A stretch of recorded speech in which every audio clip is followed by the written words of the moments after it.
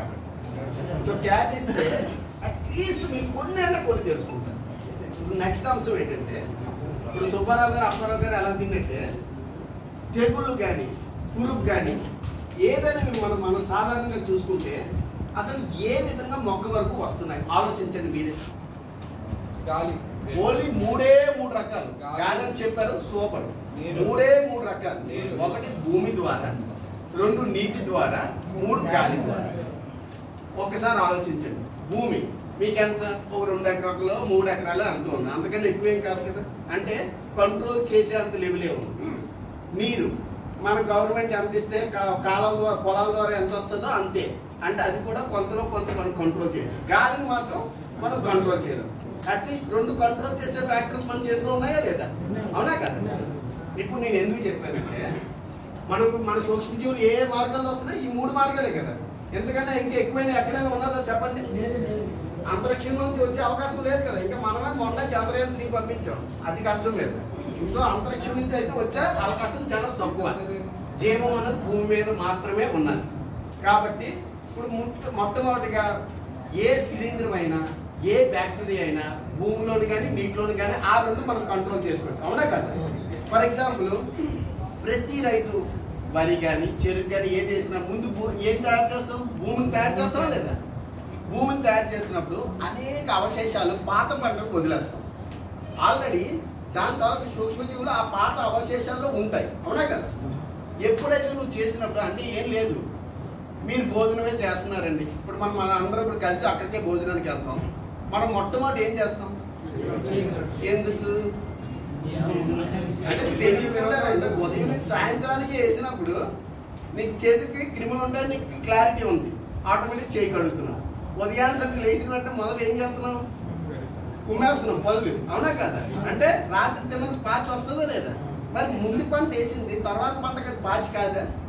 ఆ పాచిని తీయాలా లేదా? దానికంటూ వేరే 4 మంది ఉండదు కదా. మనం ఓపికగా కష్టపడి ఆ చెత్త అంతా ఏరాలి. ఏరిన తర్వాత సూక్ష్మమైన మెథడ్స్ అనమాట. ఆ చెత్త ఏరడం వల్ల చాలా చాలా సూక్ష్మజీవులు కలగజేసే శిలీంధ్రాలు ఈ చెత్తలో ఉన్నాయి కదా, అవన్నీ పక్కకి వెళ్ళిపోయాయి.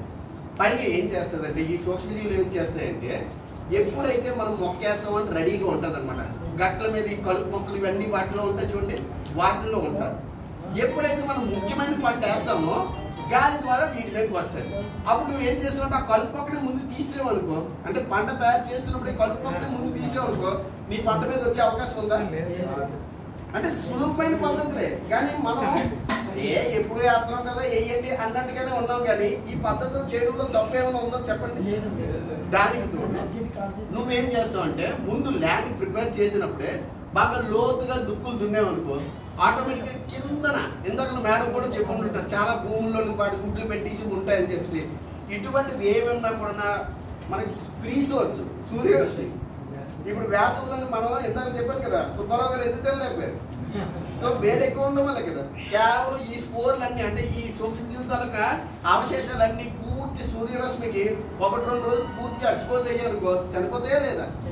అంటే ఫస్ట్ మొట్టమొదటిగా రైతు చేయాల్సింది ఏంటంటే మంచిగా లోతుగా దుక్కులు దున్నుకుని ఒక 2 రోజులు సూర్యరశ్మికి వదిలి చాలా మటుకు అవశేషాలు ఏటేటి చెత్త ఉంటుందో అదంతా క్లీన్ చేసి పక్కన పడి గట్ల మీద ఏమి కలుపుకున్నా తీసి పడి వేసిన తర్వాత మన వ్యవసాయ పంచాంగం మేము ఇస్తామా లేదా? మామూలుగా మన వ్యవసాయ పంచాంగం మీరు వినే ఉంటారు, ఆచార్య అంజీరిక వ్యవసాయం. అందులోని మొక్కకి ఎంతో డిస్టెన్స్ చెప్తాం అనమాట.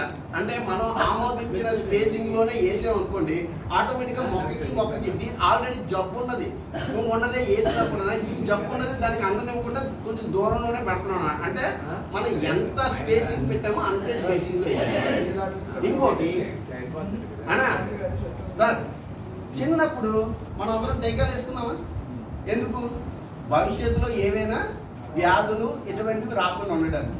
సేమ్ అంతే ఒక చిన్న విత్తన శుద్ధి అంటే ఏంటి? ఇప్పుడు నువ్వు విపరీతమైన జబ్బు వచ్చేసిన తర్వాత అప్పుడు రకరకాల మందులు మింగే కన్నా ముందే ఒక చిన్న ఇంజక్షన్ ఇచ్చుకుంటే చాలా మటుకు అంటే ఇప్పుడు చూడండి మనకి అమ్మవారి కానీ ఇలాంటి అన్నింటికి మనకి నివారణ ఇప్పుడు ఎప్పుడైనా వస్తున్నాయా చెప్పండి మన పిల్లలకి? ఎందుకు రావట్లేదు? ఆల్రెడీ దానికి కావాల్సిన శక్తి లోపల నుంచి ఇచ్చాం. అంటే ఏ పంటను ముందుకు వెళ్ళాలన్నా మొట్టమొదట ఈ భూమి చుట్టూ కలుపు మొక్కలు ఇవన్నీ తీసిన తర్వాత మొట్టమొదటి విత్తన శుద్ధి చేసుకోండి. విత్తన శుద్ధికి ఏమీ లేదండి. అంటే మనకి చాలా సింపులెస్ట్ మెథడ్ ఏంటంటే చిన్న పొడి తీసుకో. అంటే అవి రికమెండేషన్స్ ఉంటాయి. ఫర్ ఎగ్జాంపుల్ కార్బన్ అనుకోండి, 1 kgకి 1 గ్రామ్ కలుపుకోండి. సింపుల్గా మందంతా పూర్తిగా కలిగినట్టు కలిపి అనుకోండి. నువ్వు ఎప్పుడైతే ఈ మందు తగిలిందో ఆ శోషణ చచ్చిపోయిందా లేదా? ఇప్పుడు నువ్వు అది చేయకుండా వెళ్ళిపోనుకో, మొక్కతో పాటు ఇది కూడా అలాగే పెరిగి ఆటోమేటిక్గా తెలియకుండానే మనకు వ్యాధి వస్తుందా లేదా?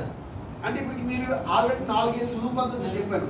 కలుపు మొక్కలు ఉండకూడదు, భూమిని చాలా లోతుగా దుక్కుని చక్కగా ఉంచుకొని పంట అవశేషాలు అన్నీ తీయాలి, విత్తన శుద్ధి కంపల్సరిగా చేయాలి.